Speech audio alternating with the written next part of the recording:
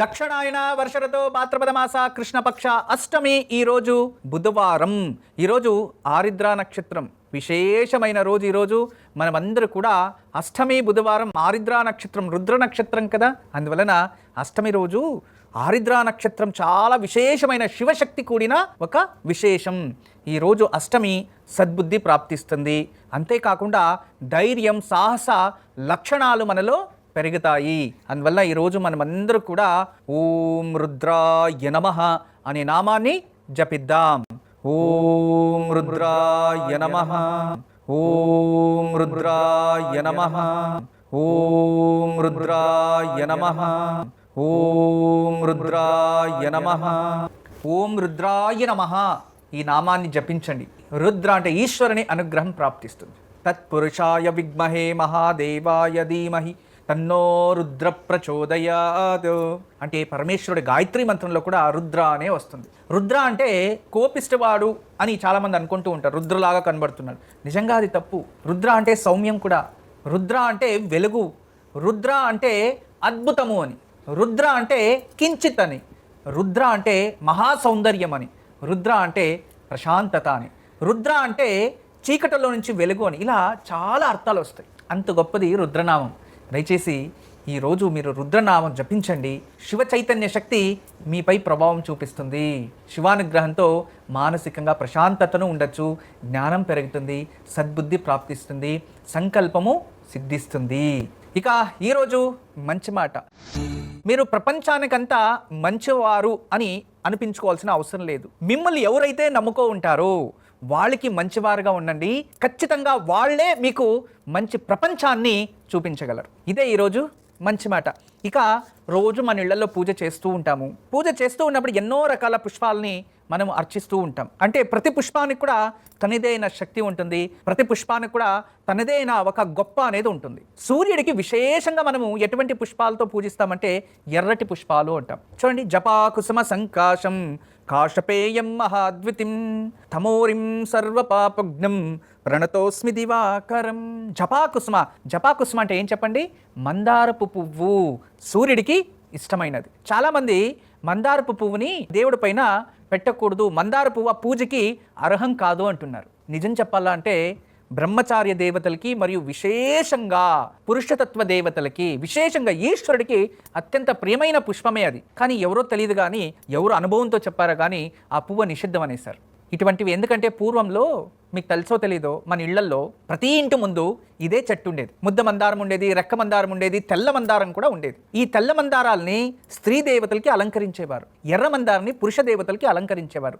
ఇప్పుడు కూడా ఎన్నో గ్రామ దేవతల్లో ఆంజనేయ స్వామికి కావచ్చు, దుర్గాదేవికి కావచ్చు, ఇటువంటి దేవాలయంలో పువ్వు అడిగే సంప్రదాయం ఉంటుంది. అమ్మవారికి చక్కగా పూలు జోడించేస్తారు, మొత్తము పూలు పెట్టేస్తారు. పెట్టేసి అమ్మవారి ముందు కూర్చొని, అమ్మా ఇప్పుడు నేను పని ప్రయత్నిస్తున్నాను, దానివల్ల మాకు మంచిది జరిగేటట్టయితే కుడివైపు పుష్పాన్ని ఇవ్వు, చెడు జరిగేటట్టయితే ఎడం వైపు పుష్పాన్ని ఇవ్వు అంటే అమ్మవారు పువ్వునిచ్చేది.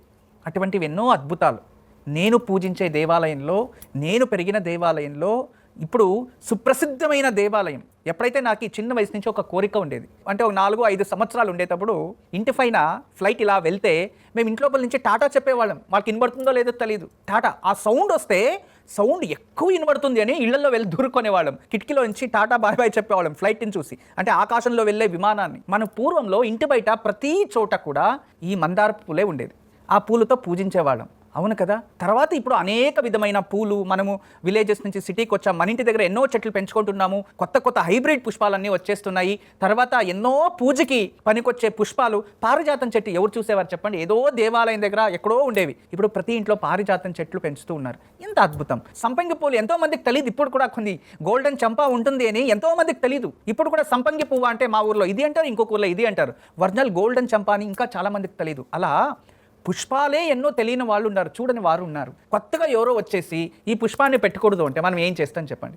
దాని నుంచి దయచేసి పుష్పాలు భగవంతుడికి చాలా మంచిది. అలా సూర్యుడికి మనం పూజించేటప్పుడు ఆ ఒక మందారం చాలా శ్రేష్టం, సూర్యానుగ్రహం ప్రాప్తిస్తుంది. చంద్రునికి తెల్ల పుష్పాలు, చంద్రగ్రహానికి తెల్ల పుష్పాలు చాలా శ్రేష్టమైనవి. అంతేకాకుండా మంగళ, దుర్గా మరియు మంగళకు, మంగళగ్రహం అంటే అంగారకుడు. ఎర్రటి పుష్పాలు అంటాం. ఇక విశేషంగా బుధగ్రహానికి తులసి ఆకు ఇటువంటివి పత్రాలతో పూజించడం చాలా మంచిది. అది దొరకలేదా, పత్రాలు లభించలేదు, పత్రాలు మనకి తులసితో పూజించవచ్చు, మరుగం, ధవనం, తర్వాత రుద్రజడ ఇటువంటి వాటితో పూజిస్తే బుధగ్రహం చాలా తృప్తి చెందుతుంటున్నట్టు. గురువు కంటే ఎల్లో ఫ్లవర్స్, చామంతి పూలు అమ్మవారికి చాలా శ్రేష్టం. లక్ష్మీదేవికి చాలా ఇష్టమైన పూలు చామంతి పువ్వు. చామంతి పువ్వు లక్ష్మీదేవికి విశేషం. ఇక సరస్వతికి మంచిదే. విశేషంగా లక్ష్మీదేవికి చామంతి పువ్వు అంటే చాలా ప్రేమ అంట. అలా గురుగ్రహానికి ఈ పసుపు రంగు పుష్పాలతో మనం అలంకరించి పూజిస్తూ ఉంటే గురు అనుగ్రహం. శుక్రానుగ్రహం. శుక్ర అంటే విశేషంగా తెల్లటి పూలతోనూ పూజించవచ్చు. ఇక ఎర్ర గులాబీలు వాటితో కూడా పూజించవచ్చు. శుక్రుడికి తెల్లటి పుష్పాలు శ్రేష్టం. ఇక శనికి నీల పుష్పాలు, నీలవర్ణపు పుష్పాలు ఉంటాయి కదా, వాటితో పూజిస్తూ ఉంటారు. ఇక రాహుగ్రహం అంటారా, రాహుగ్రహానికి జిల్లేడు పూలతో పూజించవచ్చు, గరకతో పూజించవచ్చు. రాహుకి ఇటువంటివి అంటే సువాసన లేని పుష్పాలతో రాహుకి పూజిస్తారు. కేతుకి అన్ని రంగులు ఇష్టము. అతనికి ఏ రంగుతో పూజించినా భక్తితో పూజిస్తే కేతు అనుగ్రహం ఇచ్చేస్తాడు. అలాంటి పుష్పాలు, ఇలా ఎన్నో పుష్పాలు రంగులు ఉన్నాయి. వాటికి గ్రహాలకి అనుకూలంగా పూజించే పుష్పాలు ఉన్నాయి. అటువంటి ఒక్కొక్క రంగు పుష్పంతో పూజిస్తే ఒక్కొక్కటి ప్రాప్తిస్తుంది. తెల్లటి పుష్పాలతో పూజిస్తే ప్రశాంతత వస్తుంది. ఎర్రటి పుష్పాలతో పూజిస్తే ఆకర్షణ శక్తి పెరుగుతుంది. జనాకర్షణ, ధనాకర్షణ మరియు మనం చేసే వృత్తిలో అభివృద్ధి కనబడుతుంది. పసుపు రంగు పుష్పాలతో పూజిస్తే ధనం పెరుగుతుంది. మంచి పేరు, ప్రతిష్ట, గుర్తింపు, ఉద్యోగంలో ప్రమోషన్స్, గురుబలము, వివాహము, ఏదైనా లోక కళ్యాణం కోసం సంకల్పం చేసి పూజిస్తే వాటితో మనకి అనుకూలమైపోతుంది. అటువంటి ఒక్కొక్క రంగు పుష్పానికి ఒక్కొక్క దివ్యమైన శక్తులుంటాయి. అన్ని పుష్పాలు శ్రేష్టమే. అన్ని పుష్పాలతోనూ ఇంట్లో పూజించండి. అన్న దేవతల అనుగ్రహం కూడా మీకు ఉంటుంది. ఇక బంతిపూలు మాత్రం దయచేసి ఇంటి వాకళ్ళకి వాటికి అలంకారంగా ఏదైనా పెట్టుకుంటే మంచిదే కానీ పండుగలప్పుడు కూడా ఇల్లంతా బంతిపూలు నింపకండి. ఎందుకంటే బంతిపూలు ఎంత కావాలో అంతే ఉండాలి. బలి ఇచ్చే దేవతలకు మాత్రమే బంతిపూలు ఎక్కువగా ఉపయోగిస్తారు. ప్రత్యేకంగా గణపతికి మరియు అయ్యప్ప స్వామికి కాస్త ఉపయోగిస్తారు. అంతేగాని ఇంట్లో పూజించడానికి బంతిపూలు ఉపయోగించకండి. వేరే అన్ని పుష్పాలు ఉపయోగించండి. అది సువాసన ఉంటే పుష్పం అది శ్రేష్టమైనది అని అర్థం. ఇక ఈ రోజు ఎలాగో పుష్పాల గురించి తెలుసుకున్నాం. మన భారతదేశంలో ఎన్నో అద్భుతాలు జరుగుతూ ఉంటాయి. ఎన్నో అద్భుతాలు. మీకు అందరికీ రాజస్థాన్ తెలుసా? రాజస్థాన్ మన భారతదేశంలోనే ఒకే ఒక ఎడారి భూమి అనేది ఉంటుంది. అది రాజస్థాన్లో. అక్కడ కురుక్షేత్రం కూడా జరిగింది అనే ఒక ఇతిహాసం మనకి. అయితే రాజస్థాన్లో ఇప్పటికి కూడా సైన్స్ కూడా కనిపెట్టడానికి కానీ ఒక అద్భుతం జరిగింది. ఒక విలేజ్ దాదాపు 400 ఇళ్ళు. ఒక్కొక్క ఇంట్లో 2, 3, 4 అనుకున్నా ఎంతమంది ఉండొచ్చు? 400 ఇళ్ళు అంటే ఆలోచించండి. అటువంటి జనాలు రాత్రి స్టవ్ పైన వంట చేయడానికి ఏదైతే పొయ్యి పెట్టింటారో ఆ కాలంలో పూర్వంలో పొయ్యిలు అలాగే ఉన్నాయి, వస్త్రాలు అలాగే ఉన్నాయి, ఆభరణాలు అలాగే ఉన్నాయి, ద్వారాలు తీసినవి అలాగే ఉన్నాయి.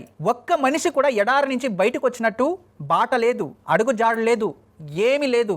ఒక్క జీవరాశి కూడా, ఒక కుక్కలు కావచ్చు, మేపే కావచ్చు, ఏమీ లేదు, మాయమైపోయాయి. ఇటువంటి అద్భుతాలు విజ్ఞానానికి సవాలుగా మిగిలిపోయాయి. మనం అర్థం చేసుకోవాలంటే విజ్ఞానం ఎంత పెరిగినా కూడా దైవశక్తి ముందు ఏమి చేయలేము అని.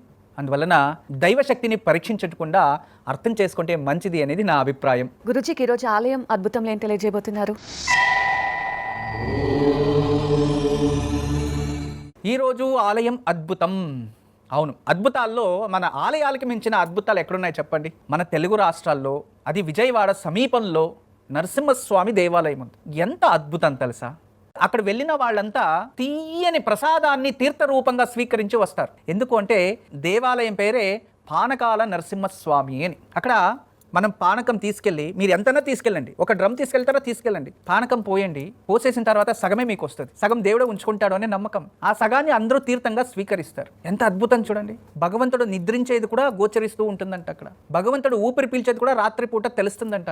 అంతేకాదు, ఆ పానకాల నరసింహస్వామి దేవాలయం మహిమలు అంతా ఇంత లేదు, అక్కడ వెళ్ళే వాళ్ళకి మాత్రమే అర్థమవుతుంది. ఇంకొకటి గమనించండి, ఆ దేవాలయానికి వెళ్ళినప్పుడు ఆ ఒక చుట్టుపక్కన అంటే లోపల పానకాలు బెల్లం ఉంటే ఈగలు వస్తాయి సహజమైన ఒక సామెత ఉంది కదా, అంత కంటికే కనబడవు, చీమలు కానీ ఈగలు కానీ ఏమీ కనబడవు. అంత అద్భుతమైన శక్తి ఆ ఒక పానకాల నరసింహస్వామిలో ఉంటుంది. జీవితంలో ఒక్కరోజైనా మన తెలుగు ప్రజలందరూ కూడా ఆ దేవాలయం దర్శనం చేసుకోవాలి. మరొకటి ఏంటంటే ఆ పానకం సేవిస్తే ఆరోగ్యంగా ఉంటారు, ధైర్యం ఉంటుంది.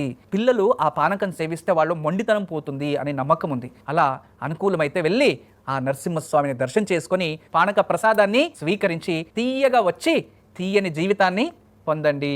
రేపు నవమి, గురువారం, పునర్వసు నక్షత్రం. పునర్వసు నక్షత్రాధిపతి శ్రీరాముల వారు జన్మించిన నక్షత్రము అని, మరియు బృహస్పతి అధిపతి, అంటే గురువునే అధిపతి. పైగా రేపు గురువారం కలిసి వచ్చింది. ఉద్యోగం లేని వారికి ఉద్యోగం అభివృద్ధి చెందడానికి రేపు ఉదయం పూజ మీరు ఆచరించవచ్చు. మీరు చేసే వృత్తిలో అభివృద్ధి చెందడానికి ఈ పూజని ఆచరించవచ్చు విశేషంగా. అంతేకాదు కన్స్ట్రక్షన్ ఫీల్డ్లో ఉన్నవారు, రియల్ ఎస్టేట్ ఫీల్డ్లో ఉన్నవారు, తర్వాత గవర్నమెంట్ కాంట్రాక్ట్స్ తీసుకుంటారు కదా, అటువంటి వారు, వీళ్ళందరికీ కూడా అద్భుతమైన పరిష్కారం. ఏదైనా బిల్లులు రావాలి అంటే గవర్నమెంట్ తరపు నుంచి ఏదో బిల్లులు ఆగిపోయి ఉంటాయి, లేదా ఎవరో డబ్బులు తీసుకొని రిజిస్ట్రేషన్ చేయకుండా ఉంటారు. ఇటువంటివి ఏది సమస్య ఉన్నా దాని రిలేటెడ్ ఉన్న వారందరూ కూడా, మరి ఎవరికైతే గృహయోగం కావాలి అనుకుంటున్నారో, ఇల్లు కట్టే యోగం కావాలి అనుకుంటున్నారో వాళ్ళందరూ దీన్ని ఆచరించవచ్చు. రేపు ఉదయాన్నే మన ఇంట్లోనే దత్తాత్రేయ లేదా దక్షిణామూర్తి అటువంటి విగ్రహం ఉంటే ఆ దత్తాత్రేయ దక్షిణామూర్తికి యథాశక్తి గంధాన్ని నీళ్లలో కలిపి అభిషేకం చేయాలి. తర్వాత పసుపు రంగు పుష్పాలతో అలంకరించి అరటిపండు మరియు శనగలు నానబెట్టి వాటిని నైవేద్యం పెట్టాలి. ఇలా నైవేద్యం చేసి మీరు గురుపాదక స్తోత్రము మరియు దత్త చాలీసా చదువుకోవాలి. ఇది చదివిన తర్వాత సాయంత్రం లోపు ఈ ఒక దత్త చరిత్రలో ఒక అధ్యాయం అన్న పారాయణం చేసుకోండి. త్వరలోనే మీరు ఏం సంకల్పం చేసింటారో అది సిద్ధిస్తుంది. ఈరోజు దివ్యమైన ఆయుక్షేమం.